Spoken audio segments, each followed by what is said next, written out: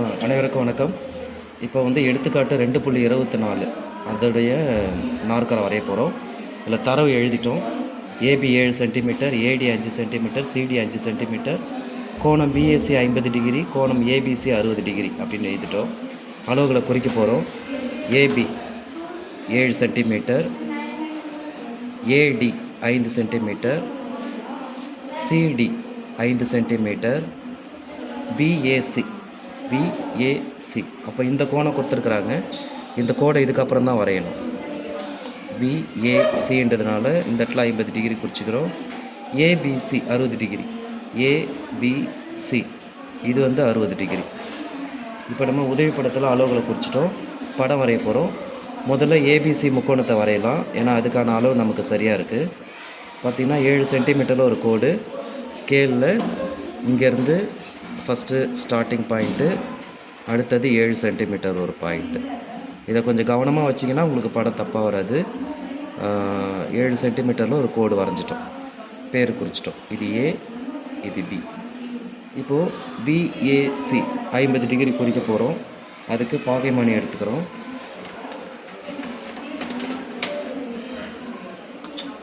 பாகைமானியில் இந்த centre point இங்கே வைக்கிறோம். கொஞ்சம் புதுசாக பண்ணுறவங்களுக்கு சிரமமாக இருக்கும். ஏ பாயிண்ட்டு நடுப்புள்ளியில் இருக்கணும். 0 பிக்கு நேராக இருக்கணும். இந்த மாதிரி அளவு எடுத்துக்கோங்க. வச்சுக்கிட்டிங்கன்னா இது 0, 10, 20, 30, 40, 50. இதுதான் 50 டிகிரி. இந்த இடத்துல நாம் 50 டிகிரியை குறிக்கணும். இங்கே ஒரு 50 டிகிரி இருக்கும், அதை குறிக்கக்கூடாது. பி இந்த பக்கம் இருக்கிறதுனால இங்கேருந்து தான் கனெக்ட் பண்ணணும். இப்போது 50 டிகிரி குறிச்சிட்டு ஒரு கதிர் ஒன்று வரைகிறோம். ஏயிலேருந்து இது ஒரு ஏஎக்ஸ் கதிர் அப்படின்னு பேர் வச்சுக்கலாம். இப்போ என்ன பண்ண போகிறோம், பியிலேருந்து அதை ஏபிசி 60 டிகிரி குறிக்க போகிறோம். அப்போது அதே பாகைமானியை பியில் வைக்கிறோம். இப்போ ஏ பக்கத்துலேருந்து கணக்கு பண்ணணும். பி பாயிண்ட்டு 0 அங்கே இருக்கும்.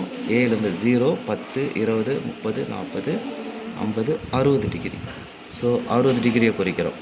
இந்த பக்கம் ஒரு 60 இருக்கும், அதை நம்ம எடுத்துக்கூடாது. ஏன்னா ஏ இப்படி தானே இருக்குது, லெஃப்ட் சைடு இருக்கிறதுனால லெஃப்ட் சைட்லேருந்து கனெக்ட் பண்ணணும்.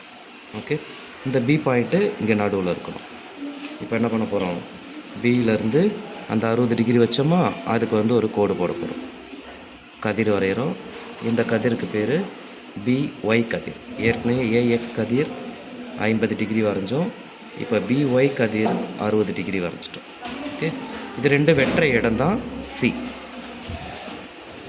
அந்த 2 கதிர்குள்ளே வெட்டுற இடம் சி. இப்போ சியிலேருந்து 5 சென்டிமீட்டரில் ஒரு வில்லும், ஏயிலேருந்து 5 சென்டிமீட்டரில் ஒரு வில்லும் வரைஞ்சோம்னா டி கிடச்சிரும். அதுக்கு நாம் கவராயத்தை எடுத்துக்கிறோம். எப்பவும் போல் 5 சென்டிமீட்டர் அளவு வைக்கிறோம். 5 சென்டிமீட்டரில் வச்சு 0வில் வைக்கிறோம்.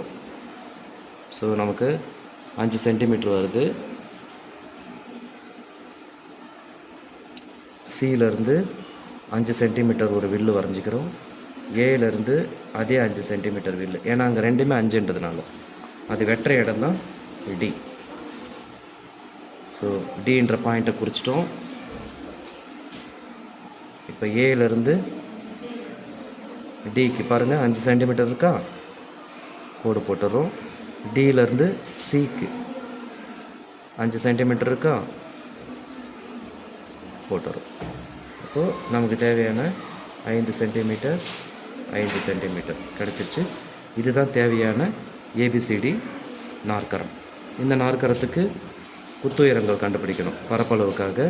ஸோ செட் ஸ்கொயரை வழக்கம் போல் நாம் அடிப்பகுதி மூளை விட்டத்தில் வர மாதிரி வச்சுட்டு இன்னொரு மூளை விட்டம் எங்கே வருதுன்னு பார்க்குறோம். பார்க்கும்பொழுது இது 5.3 சென்டிமீட்டர் வருது. இன்னொரு குத்துயரம் கண்டுபிடிக்கிறோம். டிக்கு நேராக வைக்கிறோம். இது 3.8 சென்டிமீட்டர் வரும். இதுக்கப்புறம் நம்ம வரைமுறை எழுதி முடிச்சுக்கலாம். தேங்க்யூ.